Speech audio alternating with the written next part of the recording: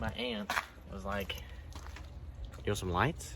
And I was like, yes. So, got a 2-pack of these bad Johns. They're pretty bright. Hooked them up to a 12-volt Milwaukee battery. Lit up the whole room. I'm thinking right here. So if I'm working in the bed, angle it that way. If I'm working, maybe this way, I can turn it, angle it that way, or, maybe someone's tailgating me a little too close. Turn on my work light. The god of light is looking directly at you. No, they're not that powerful, but they definitely deter someone from tailgating you, that's for sure. Then, I've got to find a way to run these wires, because, they got snazzy little disconnects, but it's like, why? And then I've got to run wire from, from the lights to each other. So I'm just going to run them. I guess it would, I don't know, series or parallel. I don't know.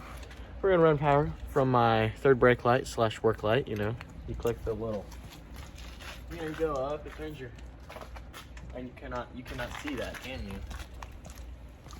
No, you can. Yeah, you can see they lit up. They're a lot brighter at night, obviously. But I want to be able to turn those on and have these on as well. Yeah, so let's start doing that.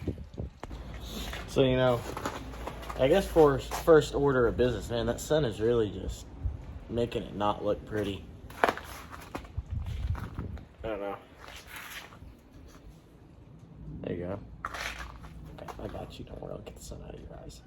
I guess the first order of business is to kind of figure out how close I can get to the truck. And, because I don't want it to be way out here, obviously, because it's going to catch the wind. It might whistle if it catches the wind. It looks ridiculous. And so I want it to be like, up here, which honestly,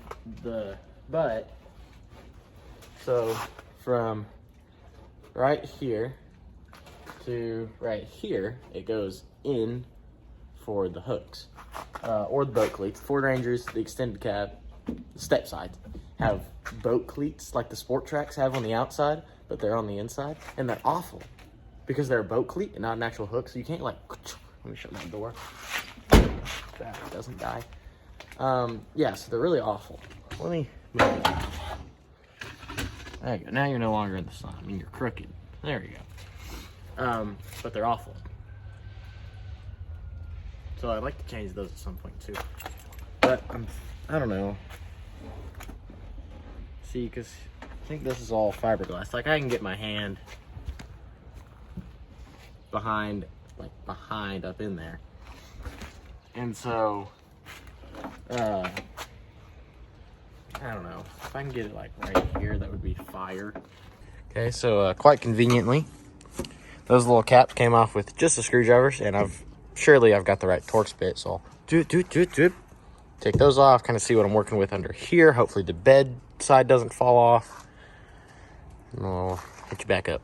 I think Wally has Torx bits. I might have to call him up and ask.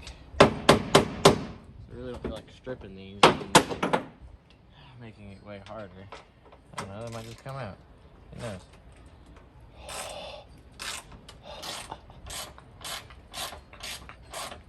But I shocked it. You see, I took my time and I shocked it. I know it's wrong. I know it's awful. I know it's bad. But hopefully, if we could just get 1, 2, 3, 4, 5. What? 1, 2, 3, 4. 8, 9 more. Okay. And then now that whole thing's wiggly already. Okay. Okay. This is good. This is good. This is good. This is so wayno.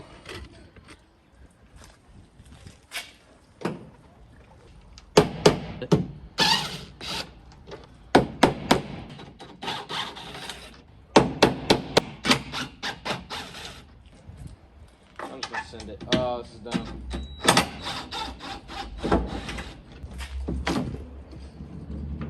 Okay, see, so the whole bed liner is not going to fall off, but they got the trim out of the way. Oh my goodness. How do you know I live in the Texas Panhandle? Oh, you take off any trim panel in the truck and there's dust in it. There's 80 pounds of dust just sitting here. Now, there's holes here. We could probably actually use, let's do that. Okay. Oh, but it's gonna be like up here. But I don't have to drill any holes. We're gonna try this real quick. Put this back. Line this joint up. Don't think it's gonna be long enough. Not quite long enough. Now, I could definitely go find a bolt that's long enough. It's not finding the bolt, it's finding multiple bolts.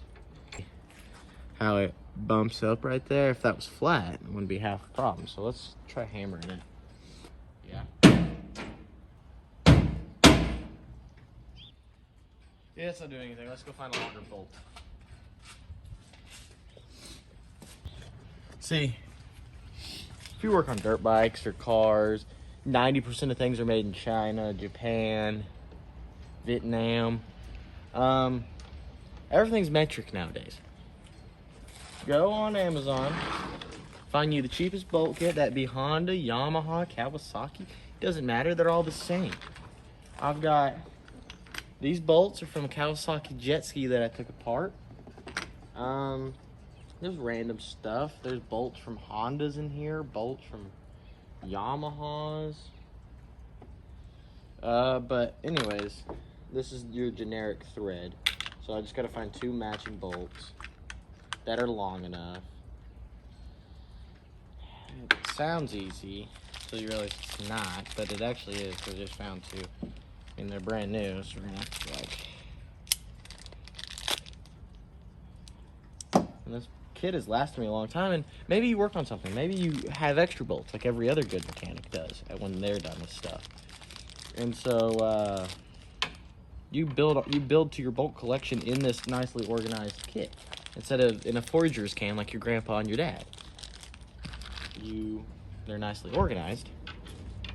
Anyways, now you don't have to worry about stripping out Torx either, because it's an 8mm bolt. So that's gonna work fantastic. So, what did I do with that? It's over here, so I was whacking on it. Anyways, this is a lot easier than I was making it out to be. There's no drilling involved. The first 8 minutes of this video was just me rambling because I was scared and wasting time. But sometimes you just gotta slow down. Look at what you're doing. Assess the situation. Now, I mean, nothing's tight, obviously.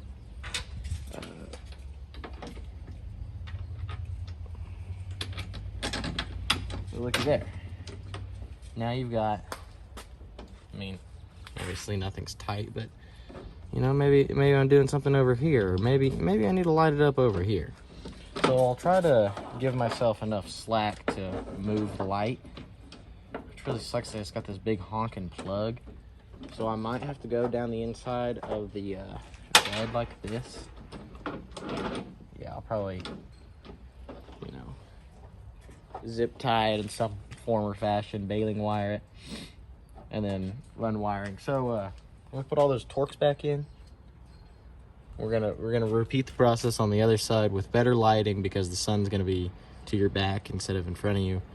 Man, phone camera's just on point right now. It looks like I really know what I'm doing. Oh, okay. I'm gonna zip these joints back in. I'll do this one quickly.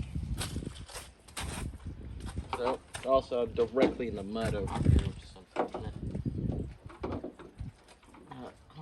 There we go. Pop the cap up. And I didn't tell you, but the other side, that bolt and cap that I no longer used, because, you know, I replaced with the other bolt, I put in my bolt bin that I was just telling you all about. The thing that, you know, I told you to build and collect over the years. You see, it came with hardware, but we're not going to use this hardware. You know where we're going to put it? In that bolt bin I was just telling you about. Take this, take the 8mm or 10mm or whatever bolt you scavenged long enough. Gonna go grab the, it's especially if you're working with a buddy. If you're at your buddy's house, don't put tools in your pocket. Unless it's your own stuff that you're working on, don't put bolts in your pocket. If you're helping your buddy work on something, don't put anything in your pocket.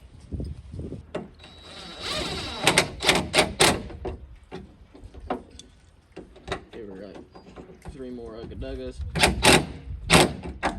Or strip out the bolt, either one. There you go. Put it in a little bit, put the wire in here. And let's step back and look at it.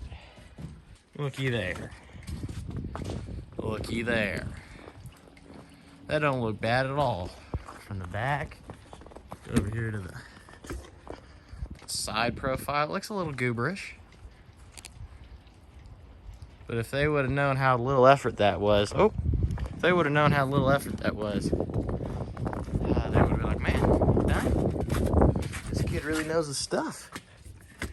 And that's where I got them fooled. I have no idea what I'm doing. I walked out here with full intentions of drilling holes, and luckily just got lucky with the bolt size, this and that. I guess it's time to run electrical, which sucks because electrical genuinely sucks every once in a while. Sometimes it doesn't. Most of the time it does. But I also, the scary part is I've got to tear into my headliner.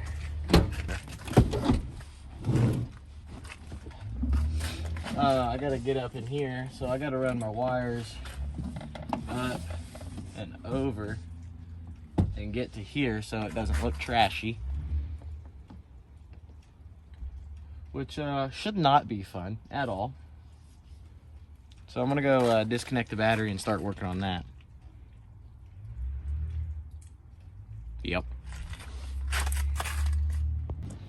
Alright, well,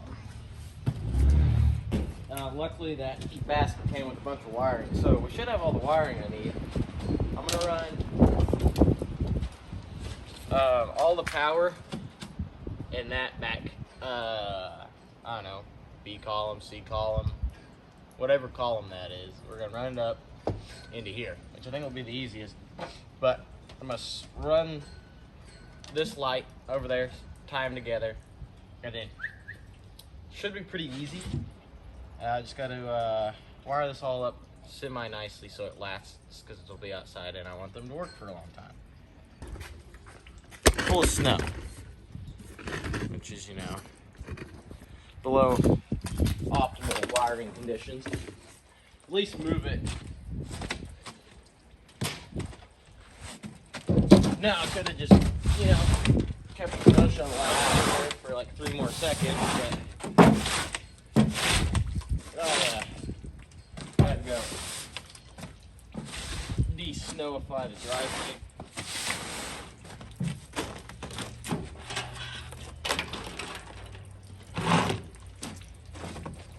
Alright. Pretty easy.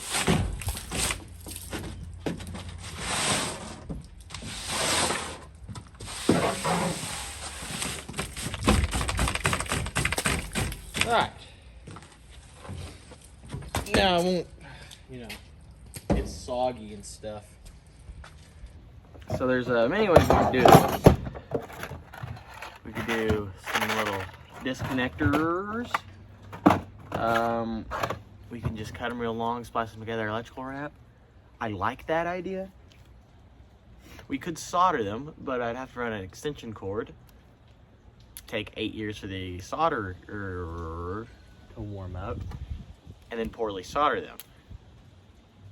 So I'm thinking we get this much wire of each thing.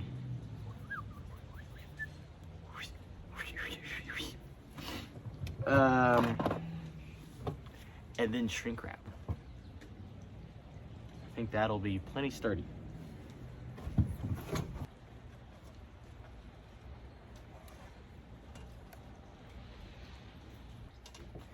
Take the old, some snippers or a knife, whatever suits your fancy. I just carried a cheap Walmart knife on me. You can tell because I couldn't cut the electrical tape. Got a good one, but this one, I'm not worried about messing up. Now we go run it over there. And we cut. and then we'll go find a ground to. There's always like 16 grounds running along the frame. It's not hard to find a ground. And if we wanted to, we could run it inside the cab and ground it inside the cab and be really sure. But I'm gonna just ground it to the frame. Yeah. Alright, I did the other side just like this. Electrical taped independently, shrink wrap, electrical tape at the ends, electrical tape every once in a while, just to keep them together, you know, nicely. And then you just kind of jam this joint back there. And, you know, gravity kind of does its thing. And then you get on the old... oh, my goodness. You get on the old creeper. Then you can see here's the right side positive. Here's... right side. Here's the left side. Here's left side negative. Here's the left. There's ground right there. So we're gonna do those grounds up next, real quick, up to that ground. So it's been a long time since we've updated you, and that's because we have made no progress. I drilled 2 holes. One was really far forward, and then I drilled another hole. I got the wire in here. Had to find the wire, couldn't find a diagram. Anyways, found the wire.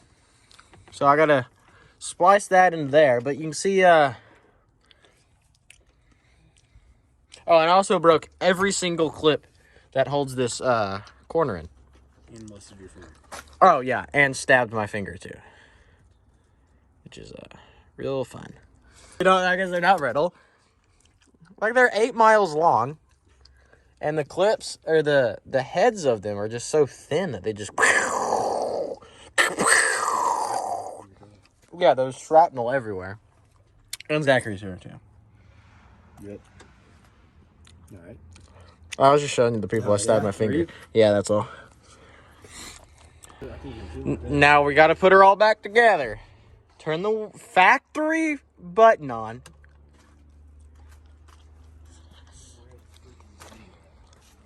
Oh my goodness, it's so good. And they're bright. Oh. So, here's no light. And of course, you know, I got them pointed down a little bit, but you angle them a little bit better.